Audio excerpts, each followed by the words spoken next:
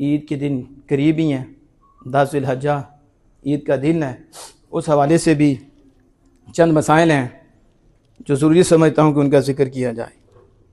पहले नंबर पे याद रखें, आकिल बालिग मुसलमान साहिब निसाब उस पे क़ुरबानी करना वाजिब है, चाहे वो मर्द हो चाहे वो औरत हो, उस पे क़ुरबानी वाजिब है।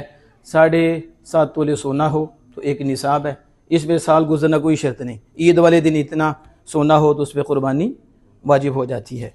या फिर 52.5 तोले चांदी, जिसे 200 दराहिम है, लेकिन उसकी कीमत चांदी 52.5 तोले बनती है।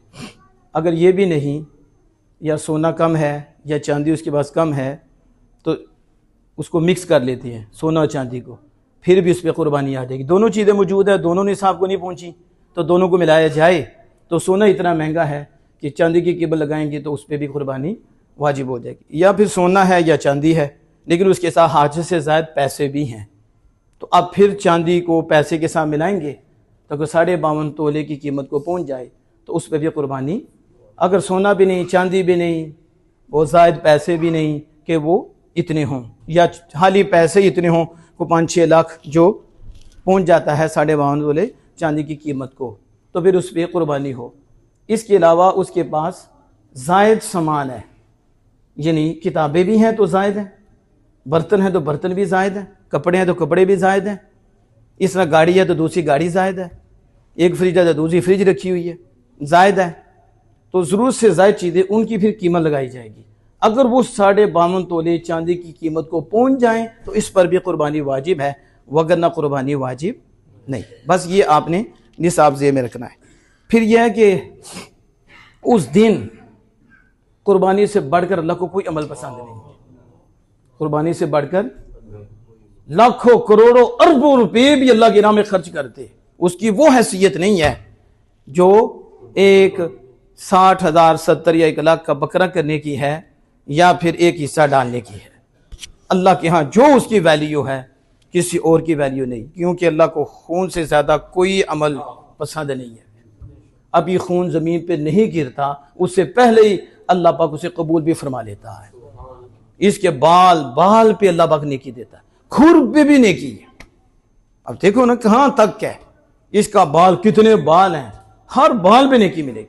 फिर ये आपके लिए सवारी भी बनेगा, यही जानवर क़ुरबानी का, लेकिन शराइत के साथ हो, माल भी पकीज़ा हो, अल्लाह की रज़ा के लिए हो, अल्लाह की रज़ा के लिए, इसमें रियाकारी ना हो, दिखलावा ना हो, महज गोश्त खाना मकसूद ना हो, अल्लाह की रज़ा हो, तो फिर शराइत पाई जाएं तो वो क़ुरबानी जो है अल्लाह की बारगाह में कबूल होगी। जो कबूल होगी उस पर ही ये सारा अजर है। नबी अकरम फ़ख्र दो आलम सल्लल्लाहु अलैहि वसल्लम एक अपनी तरफ से कुर्बानी करते और एक अपनी उम्मत की तरफ से करते हैं। आपकी सुभान अल्लाह तो कम ही निकली है, इसलिए कि ज़ाहिर उलमा किराम के साथ जितना आपका तल्लुक़ होगा उतनी सुभान अल्लाह निकलेगी। कि आपको शायद पता ही नहीं कि हुजूर के अमल की वैल्यू क्या है। आपकी एक कुर्बानी है वो सारी उम्मत की तरफ से है, और आपकी तो सिर्फ एक ही अपनी तरफ से है, भाई की तरफ से भी नहीं आप दे सकते। यानी आप एक कुर्बानी करेंगे आपकी तरफ से, दूसरी की तरफ से कर सकते हैं।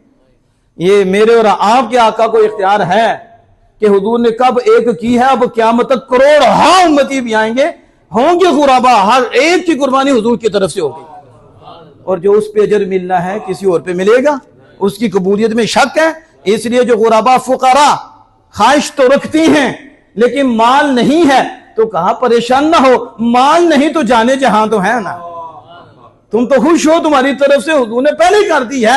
हुजूर से बड़ा गमगुसार कौन है, हुजूर से बड़ा हमदर्द कौन है? सिर्फ हम जो है कमीने हैं, हम हुजूर की इताअत नहीं करते, सिर्फ हम नाफरमान हैं। मगर ना हमारे आका से बढ़कर अल्लाह ने इस कायनात में को रहीम बनाया ही नहीं और को गमगुसार बनाया ही नहीं। और मोमिन तो मोमिन है, इंसान तो इंसान है। हुजूर ने तो जानवर भी बड़ा करम फरमाया और बड़ा रहम फरमाया है, हत्ता कि छुरी भी जानवर के सामने तेज नहीं कर दी। यहां तक भी मना कर दिया है कि नहीं, उसे मारने से पहले मारना है, उसका भी ख्याल किया है, इसे तकलीफ भी नहीं देनी, इसका भी ख्याल करना है। मेरे आका तो जहां सल्लल्लाहु अलैहि वसल्लम ने हर एक पे रहम फरमाया है, वो मरसलना का इल्ला रहमतल लिल आलमीन। तो देखो कितना करम है कि क़यामत तक आने वाले उम्मतियों की तरफ से जो गरीब हैं, फकीर हैं, हुजूर ने खुद ही कुर्बानी कर दी। कि अब कितनी खुशकिस्मती है उसके लिए कि जिसका शौक तो था, लेकिन वो कहेगा तुम कर रहे हो, अपना फेल है, मैंने की तो नहीं, ख्वाहिश मेरी है, मेरी तरफ से आमिना के लाल का फेल है।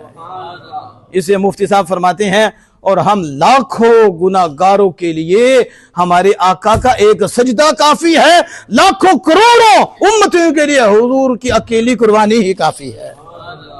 इसलिए परेशान नहीं होते जब आका ऐसे गम गुसार हैं, बस यह है कि इताअत में लगे रहो, उनकी फर्मा बरदारी में। आखिरी बात करके ये भी जरूरी समझता हूँ, और मैंने पहले बात की थी कि आज जो है ना मुफ्ती कम है, नेट पे भी, और हमारी अप्रोच भी मुफ्तियान इज़ाम के तरफ कम है, यानी हमारा भी तल्लुक़ ज़्यादा खतीबों से ही है, और वो ऐसी ऐसी अजीब बात करती हैं, उम्मत को परेशान कर देती हैं, और आगे फिर उलमा पे बोल जाती हैं, मुफ्तियान इज़ाम पे बोल जाती हैं। अब अवाम आगे बैठी, उन्हें पता नहीं, ये नकम्मा खुद नहीं पढ़ा और ये शरीयत के खिलाफ बात कर रहा है और लोगों को परेशान कर रहा है। हमारे यहाँ क्या होता है, आपने अक्सर सुना होगा, और देखो फ्रिज रख ली ने, क्या कहते हैं, उन्होंने गोश्त जमा करना है, और ये कुर्बानी करने लगा है तो उसने कहा हर की करना है, गोश्त जमा करना है।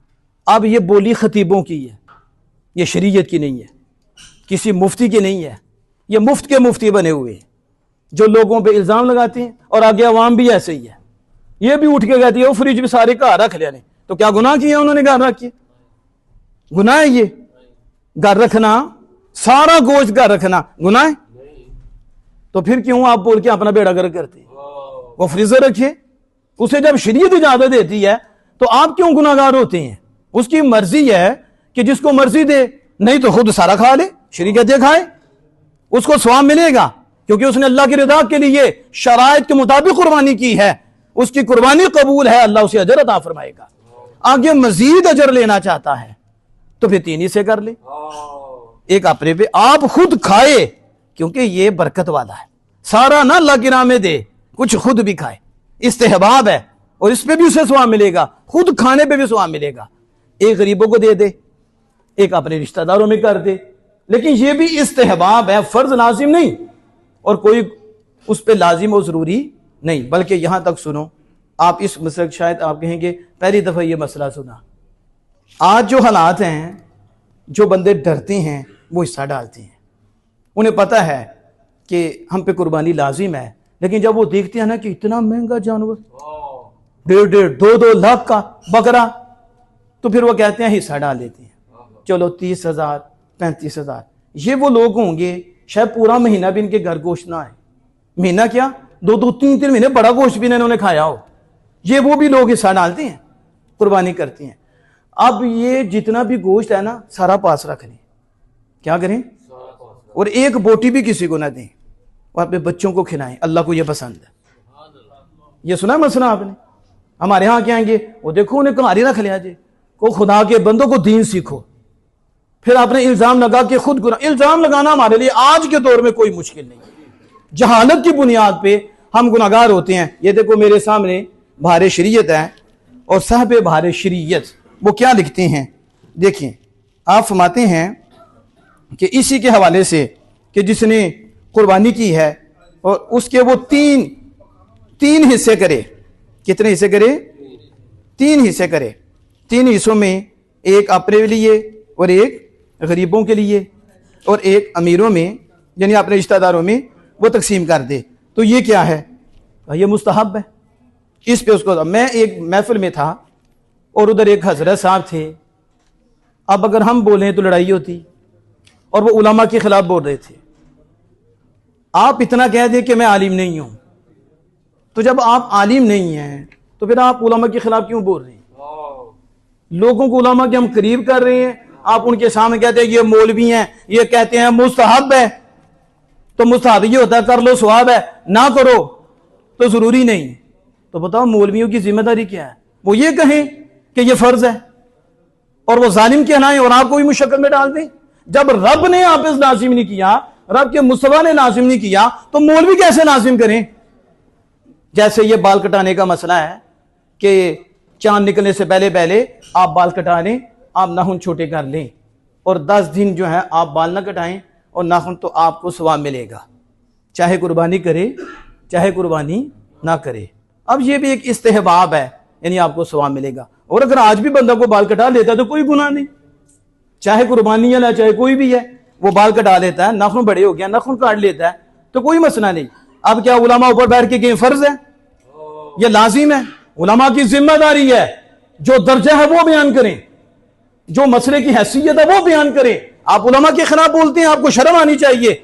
उलमा मिंबर पे बैठ के मिंबर का अदा करते हैं, ये बाल काटना या नाखून काटना फर्ज लाजिम नहीं, अगर नहीं काटोगे ईद के दिन काटोगे सवाब मिलेगा, वरना कोई गुनाह भी नहीं है। इसी तरह सारी कुर्बानी आप उसका सारा गोश्त अपने घर में रख लो, कोई गुनाह नहीं है। और अगर आप अल्लाह का मजीद रजा हासिल करना चाहते हैं, सवाब हासिल करना चाहते हैं, 3 हिस्से कर लें। एक अपना इस्तेहबाब, खुद भी खाएं, गरीबों को भी खिलाएं और रिश्तेदारों को भी खिलाएं। नहीं तो अगर इस सूरत में है कि उसका खुद गुजारा बड़ी मुश्किल से होता है लेकिन उस पर कुर्बानी वाजिब है तो उसने की है, तो अब शरीयत कहती है सारा गोश्त पास रखे और अपने बच्चों को खिलाए। जिन्होंने सारा साल गोश्त नहीं खाया या कभी खाते हैं कभी नहीं खाते, इनको खिलाएं, अल्लाह इसको अजर अता फरमाएगा। क्या अता फरमाएगा? क्या ये मसला सुना आपने? आप कहेंगे नहीं सुना, तो आज ये सुन लें और आज के बाद ये ना ताना दें कि तुमने फ्रिज रखी हुई है। तो किस लिए फ्रिज रखी है? ज़ाहिर गोश्त बचाने के लिए रखी है। पहला दौर था कि धूप में गर्म करते थे तो गोश्त रख लेते थे कि गोश्त खराब ना हो। अब वो नहीं है सिलसिला हमारे यहाँ यही होता है। कौन उबाल के रखता है? कौन इतनी मेहनत करता है? अब सिर्फ ये करते हैं काट के फ्रिज में रख लेते हैं और गाय बगाई जो है वो इसलिए रखते हैं, पता है कि साल बाद तो ईद आनी है, तो साल बाद ये फिर चंद महीने होते हैं जिसके अंदर हमारे बच्चे खा लेते हैं, ठह ठह के खा लेते हैं। तो बच्चों का जो एहसास करता है रब उस पर भी करम फरमाता है, रब उस पर भी फजल फरमाता है। इसलिए मैंने थोड़े से वक्त में कोशिश की कि कुर्बानी के हवाले से भी ये चंद मसाइल है हमारे अंदर, ऐसी बातें चलती हैं, कतन ऐसी बातें नहीं होनी चाहिए। अल्लाह जल्ला वाला से तो है कि हम सबको मिल की तौफीक अता फरमाए।